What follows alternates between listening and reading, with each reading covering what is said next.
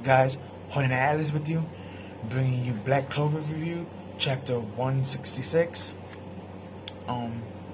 As you can tell from the thumbnail, it starts off with William as a child, recollecting memories, and we see that William has been going through a struggle of he does like Julius and he does support the Clover Kingdom and he is technically a loyal soldier to them, but at the same time he was kind of torn between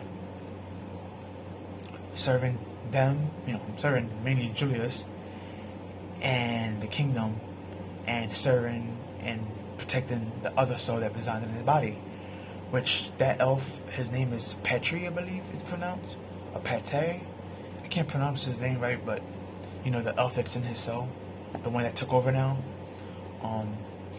So we see that dialogue of his past memories of how he used to be bullied and made fun of and wasn't liked because he was royalty, but he had a burnt face. So people always they discriminated against him because of that. And Julius was the first person to ever accept him. And it was thanks to Julius that he became a knight in the first place, and how he got his helmet, which we already knew that he got his helmet and became a knight because of Julius, but we didn't know when they met and how young was he when he met him. So this backstory gave more clarification to that, which was good. We also see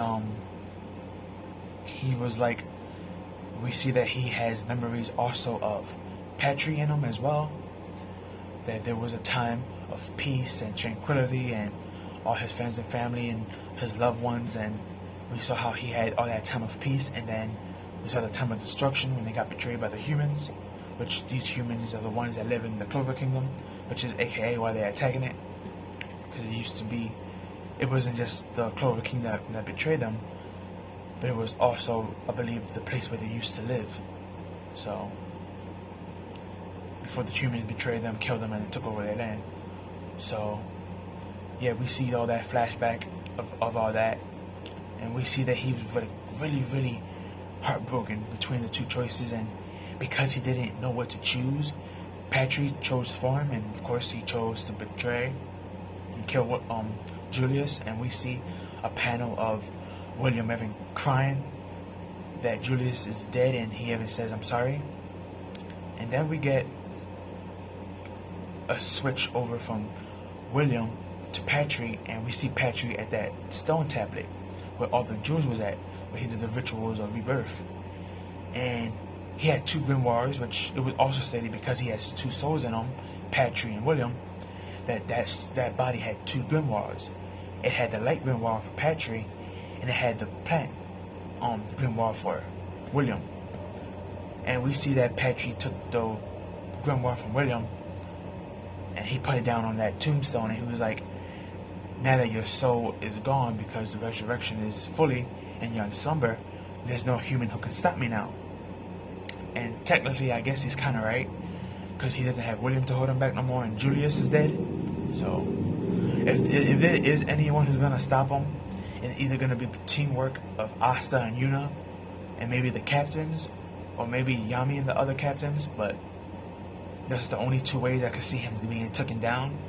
Same with Lush, which is light in Dutch, if I'm not mistaken. So, but yeah, he drops that tomb in the grave, the grimoire in the grave, and after he says that speech that there's no one to stop me, he says something about meeting Lush back at the Clover Kingdom's main royal family, because that's where they're gonna go now, I guess, to execute them all and get their revenge. So he becomes this energy of light, and he blasts off over there. And this is when the chapter gets very interesting, because we see that the three bodies on the floor is Vode, Sally, and Voltus, I believe his name is, or Votras, the guy with the spectral magic who looked like a zombie. We see that all three was there dead, because remember, he killed them. He struck them down. Light magic.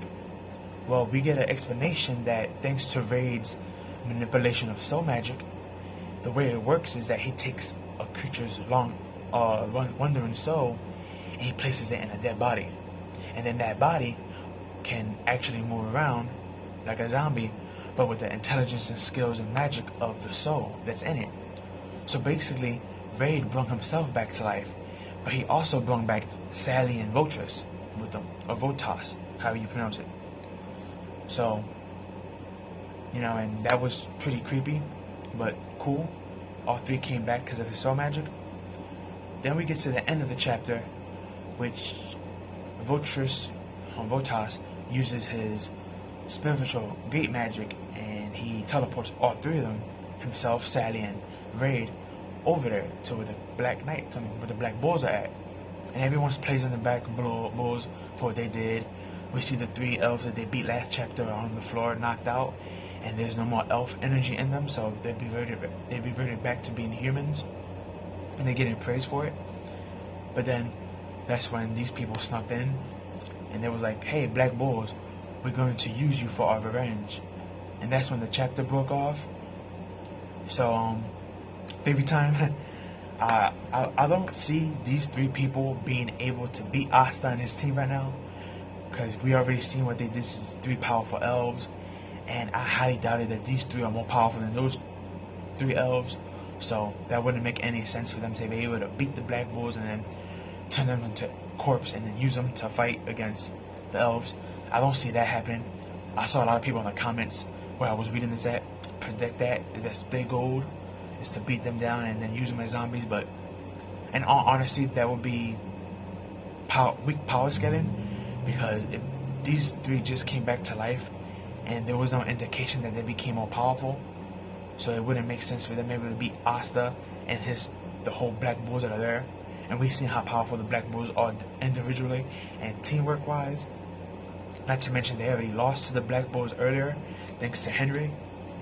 And now that not just Henry is there, but Vanessa's there, Luck, who got a power up, is there, Asta, who got a power up, is there, and Chemi, the girl who can cook, who's like one of the most powerful knights there, not including Yami and Henry. She's there, so it just wouldn't make any sense. So maybe they're gonna strike a deal to work with them and help them out to fight the elves, because with Sally's intelligence and with the spatial magic of Voltress and the unlimited corpse that Raid made, they could technically make their own teleporting army, and they can definitely combat the elves that way. So, and then be also able to teleport the elves out the city too, which can help civilians not die, since they also attacking civilians as well as the royal family in the main capital.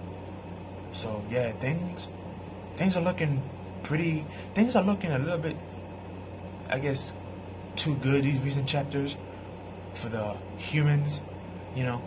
I mean, we got Asta and his group winning against the three elves. Then before that we had Asta and Yuna tag team against that one elf, and then we had all the Black Bulls and the captains and Noel and the Verzel and all the other family and royal captains get their magic replenished. So things are looking a little bit too good for them right now. I don't think it's gonna stay this way, because once Lush tag teams with Patry, it's gonna be over. Or once he gets his grandma back, I guess, like I said, and he gets back to full power. I mean, really the only person that was able to stop Patry and Lush was Julius, which is the Wizard King, but he's dead now, so things are gonna be a little bit weird. But yeah, can't wait to see how things play out, and just can't wait for next week's chapter. This chapter was actually pretty good, and it wasn't as short as the recent chapters either. We had actually some good dialogues and progression, so that was good. Because usually when we got battle chapters with Black Clover, it just be 15 straight up pages of battle chapter with no dialogue, and it's easy to run through it. But here we got some very deep dialogue, so it was pretty good.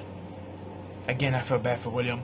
He was in the same thing as Garp for One Piece. That situation, that was horrible, but yeah, hopefully there's some way to for him to wake up and come back, even though he'd probably be treated as a treason and probably get executed for that. So who knows? But yeah, tell me your thoughts and opinions in the comments down below. Please subscribe if you have not. Like this and share, and I'll see you on the next one. Peace.